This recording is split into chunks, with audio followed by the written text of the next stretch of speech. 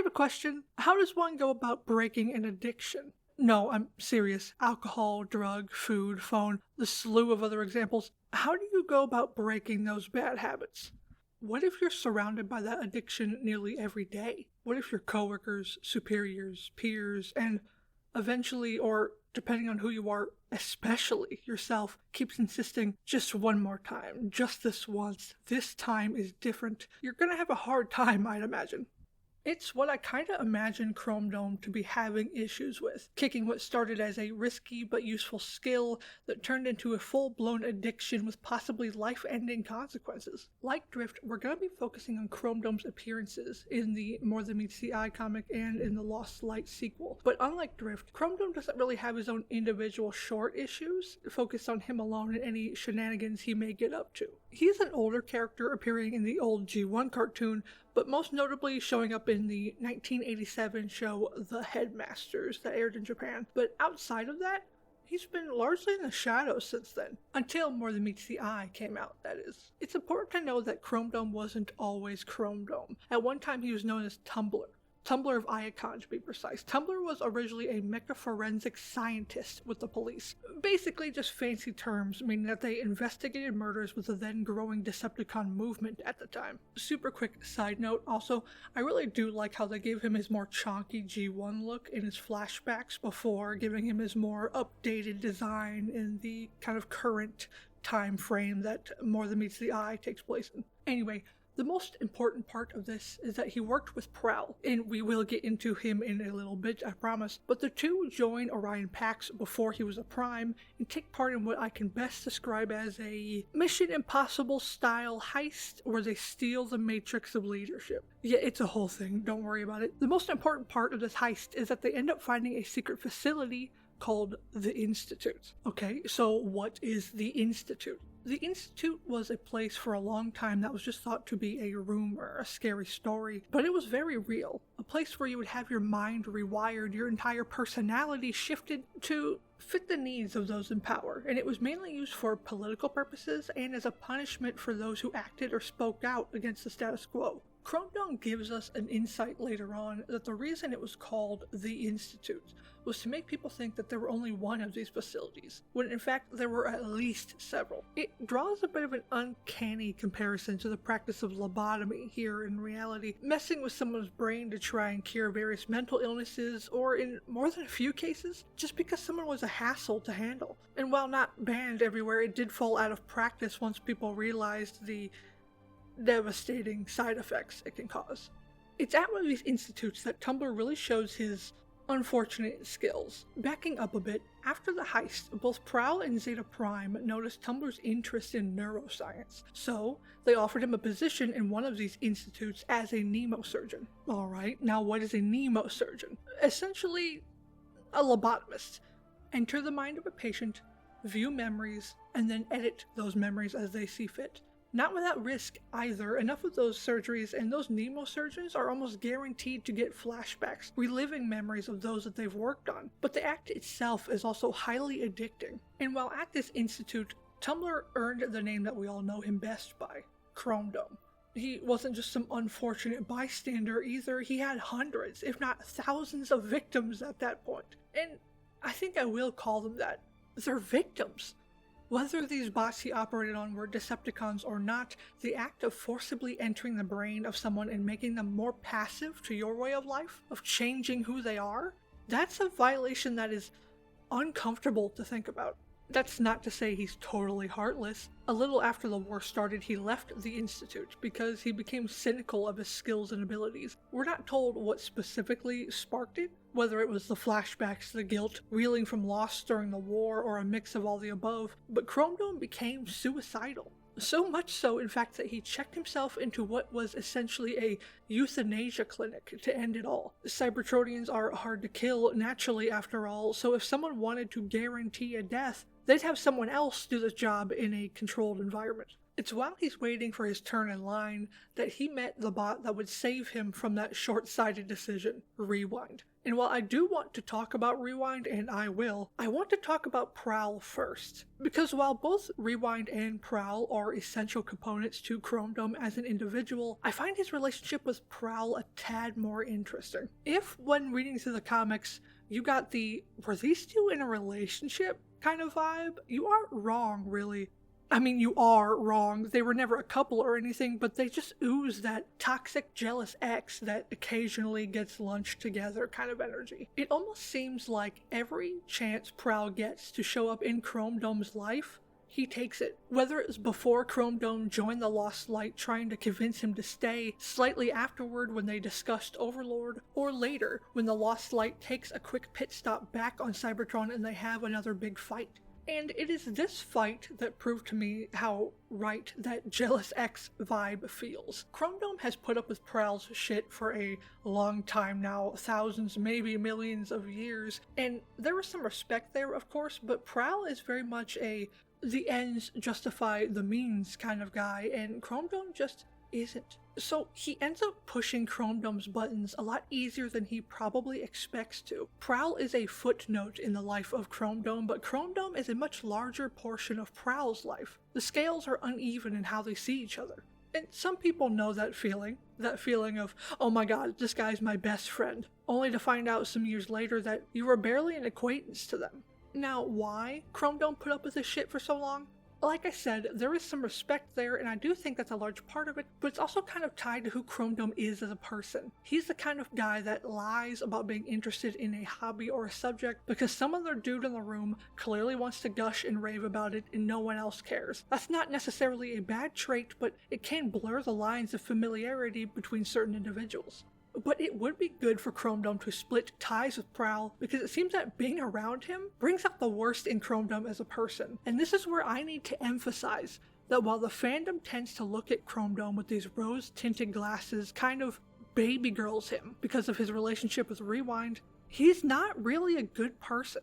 Kind of horrible, actually. He has every ability to face his past and his demons, but he tends to slip constantly. Right before the Lost Light takes off, Prowl has a talk with Chromedome to stay on Cybertron, insisting that his skills would be better put to use there than with Rodimus. He tries blackmail, and that sets the Mnemosurgeon off, and he basically attacks him and performs a botched lobotomy on Prowl, forcing him to forget the blackmail, forget the argument, forget the fact that Chromedome attacked him at all. And that's scary. It's scary to think if you get him mad enough, whether you're being an asshole or not, he can and will scramble your brain when he gets emotional enough. Yeah, no. Sorry, Chrome, I don't think I can justify this one at all, really. And while Prowl is a negative, Rewind is undoubtedly a positive. Rewind is the direct opposite of Chromedome, and I don't mean just height-wise. Like Drift and Ratchet being the opposite ends of science and religion, Rewind is an archivist. He inherently preserves memory while Chromedome erases them. Where Rewind clings to his past lover that went missing so long ago, Chromedome throws the recollection of his past lovers away because they were too painful to remember. When Chromedome loves, he loves passionately and deeply. It comes out to us that Rewind was not his only lover, but at least his fourth. And while that may not be a large number for us, for Cybertronians, being in that kind of close relationship, to be conjux endura, as they call it, it seems to run deeper. Very few have more than one conjux in their lifetime, so to have 4? That stands out. Before Rewind, all of his partners were killed, and that did nothing but fuel Chromedome's addiction to tapping into the brain. Every time a partner died, he would shove his fingers in the back of his neck and remove all memories of them to spare himself the pain. He couldn't sit in that mourning and sadness, and it was because of this act that he fully believed he was born dry. So, what the fuck do I mean by that? Every Cybertronian is born with energon, basically their life fluid, around their spark casing. Everything else in the body can change. From transfusions to limbs to parts, that innermost energon will stay the same, always. It is a bit of a cultural rite that when you attend a funeral of someone you look up to or care for, you take a small bit of that energon out as a kind of offering. Chromedome believes he has no innermost energon, the only Cybertronian ever not to have it. But that's wrong. He just doesn't remember. He's been at the bedside of so many deaths, he simply does not have any left to give. But because he refuses to face reality, he dives into his mind and erases everything. Having said all that, it is extremely important that Rewind is around. Rewind is the main reason Chromedome keeps trying to stop the Mnemosurgery injecting as much as he does. It doesn't mean that it's enough to work, of course. We see him fail the first time with his fight with Prowl I mentioned earlier, when he attacked him and injected into him out of anger. The second, when a Spark Eater gets on board and Rodimus orders him to inject into a corpse to read his last memories. Third, when he uses his skills to help Skids. Helping or not, he shouldn't be doing it, period. He fails several times after that with Overlord while he's being held in confinement on the ship. Fails so much in this example, in fact, that he starts visiting Overlord more and more and stops telling anyone about it. This decision directly leads to Overlord overpowering him, being able to escape and kill several bots on board. The fifth, when they end up finding Rewind's old flame, and nearly a sixth with Megatron if he hadn't been interrupted. And that's not counting the 3 times prior with his past lovers. Not to mention, based off of some little arguments we see Rewind and Chromedome get into, he most likely divulged that he injected at least one other time that we don't see. Frankly, the only times we see him say no to injecting is when he denies Ultra Magnus to work on Metroplex, and directly after Rewind is killed.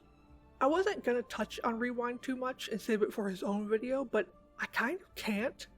He's so important to Chromedome and so interlinked, I kinda have to get into him a little bit right now. Do you remember earlier in this video and in my previous Drift video where I mentioned Overlord breaking out of containment on the Lost Light and killing some bots? I twisted the truth a little bit. I only ever mentioned Pipes, but another bot that was taken out was Rewind. Rewind sacrifices himself in order to trap Overlord in a section of the ship so they can launch him off into space. Chromedome, not wanting Rewind to suffer by Overlord's hands in that detached section, makes the decision to use the main ship's weapons to... Watching a partner's death is one thing. Watching a partner's death that you directly contributed to, that is next level guilt, I think. He spirals into a depression, valid, and it's Brainstorm who confronts him because he knows exactly what is going to happen. He knows that Chromedome is going to shove his fingers into his neck and forget Rewind, because that is exactly what he did with his other partners. He never listens. But this time is different. This time, right before Rewind gets trapped, he throws out a USB stick with a special message, only for Chromedome. And it is these next pages that are the most impactful thing to me in about 15 issues. There are plenty of moments in More Than Meets the Eye that are impactful, but this amalgamation of audio, video, stitched together to give Chromedome this push to be a better person, and in the end, give this grand confession. Oh, that hits. That hits so unbelievably hard. And in the end, it is Rewind that makes him reconsider and keep his memory. We don't see his depression again for a good number of issues. The Lost Light is constantly being bombarded with, I'm going to call them journeys, and potentially timeline-ending shenanigans, so he never really has time to sit and ruminate about it. Until he finally does. A few months where everything is slow and Chromedome does nothing but sit in his dark room listening to Rewind's message on repeat. It's this next point that is another reason this video will be longer than I originally intended. It is brought up that through quantum travel mishaps, there is a duplicate Lost Light in their universe. A copy of the ship and crew that we know, but their travels have not been the same. There are stark differences in the kind of trials each Lost Light go through, who the crew knows, and how exactly those trials end. But eventually, the universe itself decides, ah shit, we can't have 2 of these things. We have to get rid of one. Mischief occurs and the day is saved, but what is important is that means there is a Rewind in this universe that is not killed. And since our Rewind has perished, that means the universe does not have to delete one of them, and that also means this one can stick around. Now, at first I was torn on this decision. We had our Rewind give us this beautiful yet tragic send-off, so to replace him, it felt wrong.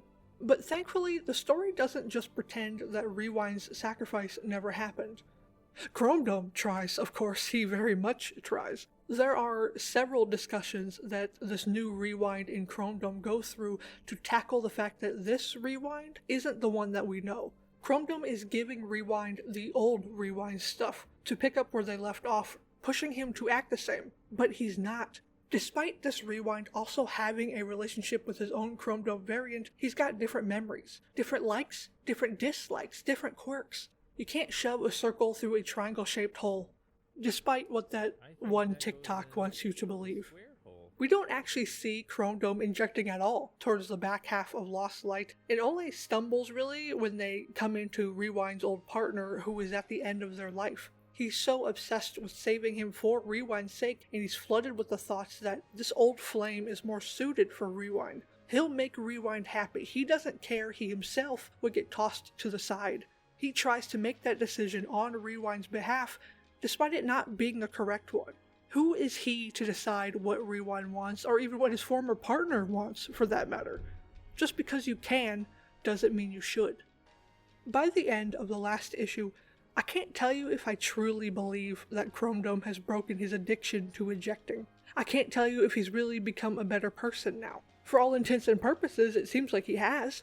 He's become a grief counselor for a time before stepping down to take care of Rewind, who's come down with a neurodegenerative disease. But despite all that, I can't help but think, has he talked to Prowl at all since leaving the Lost Light? Has he talked to anyone else from his past? We've seen how he's able to slip into those awful decisions depending on who he's surrounded by. There's always just something about him that while I'm rooting for him and I hope for the best, I'm doing it with just a bit of skepticism. I am rooting for him despite all that, I promise.